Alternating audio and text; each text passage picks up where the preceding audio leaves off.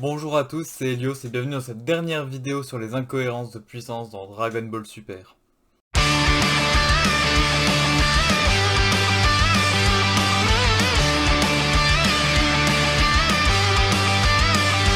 Alors c'est la dernière, pourquoi? Tout simplement parce que je vais pas faire 50 vidéos sur le sujet. Je traite surtout les incohérences les plus importantes, en tout cas pour moi. Enfin en tout cas les plus demandées. Et il faut bien que je fasse autre chose, je vais pas faire que ça, donc je vais pas sortir non plus 10 vidéos sur le sujet. Surtout que voilà, après, les puissances on s'en fout. Le principal c'est que ça mette en avant les bons personnages de manière pertinente. Pour cette vidéo on va s'attaquer à Krillin, Piccolo et Muten Roshi. C'est les trois qui ont été les plus cités sur ma dernière vidéo, donc bah, c'est ceux-là qu'on va faire quoi.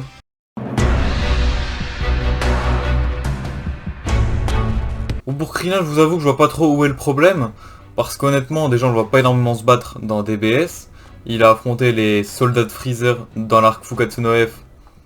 Il était déjà capable de les battre lors de l'arc Namek. Alors il n'y a aucune raison qu'il n'arrive pas à les battre maintenant, sachant qu'il est devenu encore plus fort. Et ensuite on le voit plus se battre jusqu'au tournoi du pouvoir, et le tournoi du pouvoir, bah il affronte des personnages de son niveau. Enfin, il faut comprendre quelque chose, c'est pas parce qu'il y a Vegeta et Goku qui ont presque le level d'un dieu de la destruction que c'est forcément le cas de tous les univers. Et même si c'est le cas de tous les univers, ça veut pas dire que les 10 guerriers de chaque univers vont à chaque fois avoir un level proche de ceux du dieu de la destruction. Donc voilà, en soi, les adversaires que Krillin affronte dans le tournoi du pouvoir peut très bien être des guerriers de son niveau, il y a aucun problème. Je voyais des gens qui disaient oui, mais il devrait pas résister avec le Kamehameha de Goku Super Saiyan Blue. Mais là, j'ai envie de te dire, vous faites exprès, c'est pas possible. Pour ne pas comprendre que Goku se retient sur cette scène, quand même assez grave, je suis désolé. C'est beaucoup de gens qui disent oui non mais à la rigueur c'est cohérent, mais c'est un problème parce que ça banalise le Super Saiyan Blue.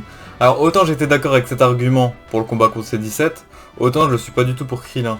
Parce que Goku là il essaie pas seulement de voir comment Krillin pourrait faire face à une telle puissance, il veut surtout voir est-ce que Krillin aurait peur, est-ce que Krillin s'enfuirait, est-ce que Krillin en gros bégayerait et serait pas capable d'y faire face. Et au final Krillin répond juste à ce test. Il fait preuve de courage et de bravoure, il se laisse pas démonter, et il affronte ce Goku Super Saiyan Blue. Alors il sait très bien qu'il va se faire éjecter, mais au final, bon heureusement Goku il donne pas toute sa force, hein, il est même pas à 1% de sa force. Mais pour le côté Krillin est courageux, il n'a pas peur d'affronter des adversaires beaucoup plus forts que lui. Moi je trouve ça très bien. Après, bon voilà, c'est comme tout, hein. Ça plaît ou ça plaît pas, perso, je vois pas où est le problème. Surtout que ça permettait de remettre en avant la rivalité Goku et Krillin tout simplement, et de montrer comment les deux avaient évolué. Donc Krillin a évolué mais pas tant que ça finalement comparé à Goku qui lui a carrément atteint le niveau des dieux. Donc voilà, ça montre que comparé à avant, ils sont plus du tout en compétition. Mais que malgré tout, Goku respecte toujours Krillin, malgré qu'il soit devenu des milliards de fois plus fort que lui. Pour moi, le niveau de puissance de Krillin est vraiment logique et je comprends pas comment il peut y avoir des discussions en son sujet. Pour moi, ça tient juste de la mauvaise foi des gens.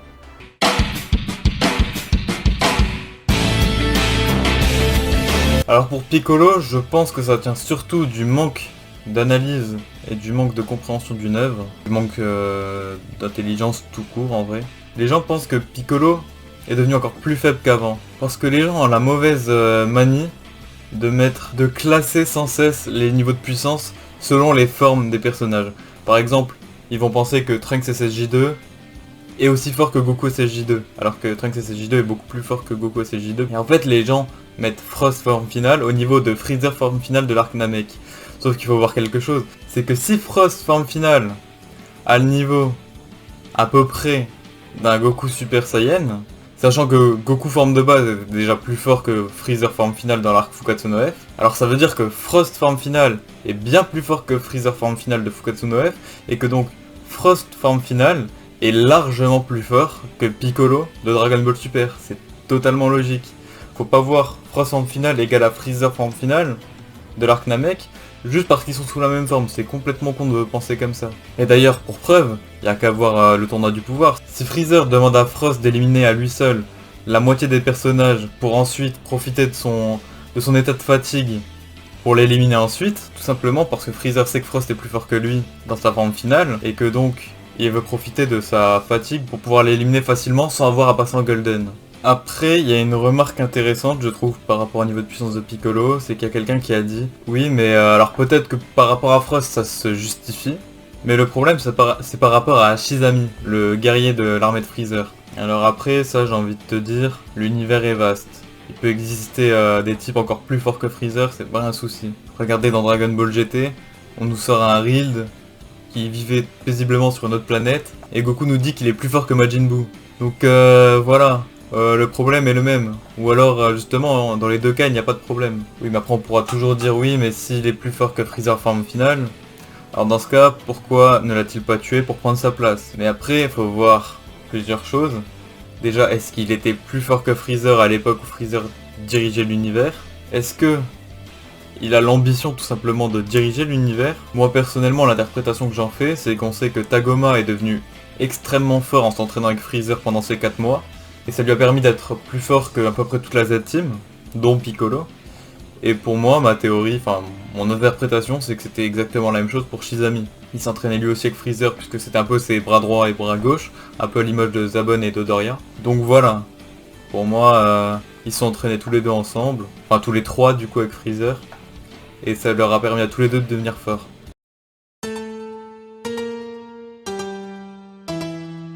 Alors pour Muten Roshi, il y a un vrai débat sur sa puissance, qui a commencé notamment avec le film Fukatsu no F. Parce qu'on sait que le niveau de Muten Roshi, je sais plus à combien d'unités il est, ils le disent dans le manga Dragon Ball, mais il est à peu près dans les 300-400 si je dis pas n'importe quoi. Il est peut-être même moins, je crois qu'il est même à 100, je sais plus exactement à combien il est. Mais si vous avez vu le film Fukatsu no F et si vous avez vu l'anime Fukatsu no F, vous n'êtes pas sans savoir que la première chose que Freezer remarque lorsqu'il ressuscite, c'est que les guerriers composant son armée sont beaucoup plus faibles qu'avant. Parce qu'après sa mort, son armée était tellement en crise qu'ils ont dû un peu embaucher tout le monde et n'importe qui. Donc même des individus faibles. Donc les guerriers de l'armée de Freezer qui étaient autrefois dans les 1000-1200 unités sont peut-être aujourd'hui à 100 voire encore en dessous. Surtout qu'il y a une phrase que Muten Roshi prononce dans l'anime Dragon Ball Super et je crois aussi dans le film Fukatsu no F, qui était très pertinente, c'est qu'ils ont vu tellement de combats incroyables, comme les combats contre Vegeta, contre Freezer, contre Cell, contre Boo et même contre Beerus, que c'est pas des petits soldats de Freezer qui vont arriver à les surprendre. Ce qui en soi est pas vraiment faux. Surtout que Muten Roshi, tout au long de sa vie, porte toujours sa carapace de tortue, donc vous n'êtes pas sans savoir non plus que la carapace de tortue pèse 1 tonne.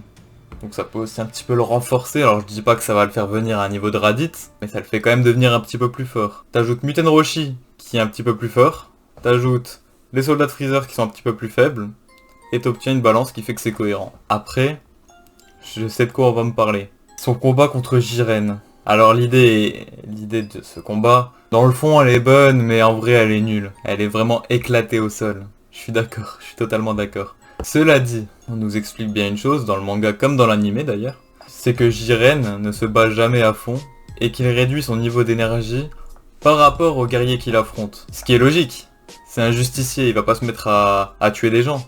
Donc pour pas les tuer, il est obligé de réduire sa force. D'ailleurs, au-delà de ses valeurs de justicier, faut penser aussi à une chose, c'est que s'il le tue, non seulement il respecterait pas ses principes, mais en plus il serait éliminé du tournoi, et donc l'univers 11 coulera à sa perte. Donc faut prendre ça en compte, c'est que Jiren, contre Muten Roshi, il est même pas à 1% de sa puissance d'origine. Après je suis d'accord, hein, c'est complètement éclaté au sol, mais bon. Au moins c'est cohérent. Moi mon but c'est juste de vous prouver que c'est cohérent, hein, pas que c'est pertinent. Et par rapport au tournoi du pouvoir en animé, c'est un petit peu le même cas qu'avec Krillin au final. Hein. Il n'y a pas que des guerriers du niveau d'un Goku Blue ou même d'un Ultimate Gohan, il y a aussi des guerriers moins forts. Donc ça se justifie comme ça, en soi pareil, c'est cohérent et puis c'est logique en vrai. Bon alors sur ce, voilà, cette vidéo touche à sa fin, ce sera la dernière de ce format sur les incohérences de puissance, en tout cas avant un bon bout de temps. Je vais faire d'autres vidéos qui viseront à défendre Dragon Ball Super évidemment. D'ailleurs je suis sur l'écriture de la vidéo 5 arguments qui prouveraient que l'anime Dragon Ball Super est mieux que le manga pour l'arc Black. J'avais fait pour le manga, maintenant il faut que je fasse pour l'anime. Donc ça sortira très prochainement. Sur ce, portez-vous bien. N'hésitez pas à vous abonner si c'est pas encore fait, à poser votre petit like, à partager la vidéo. Sur ce, je vous souhaite une bonne journée, une bonne semaine et je vous dis au revoir.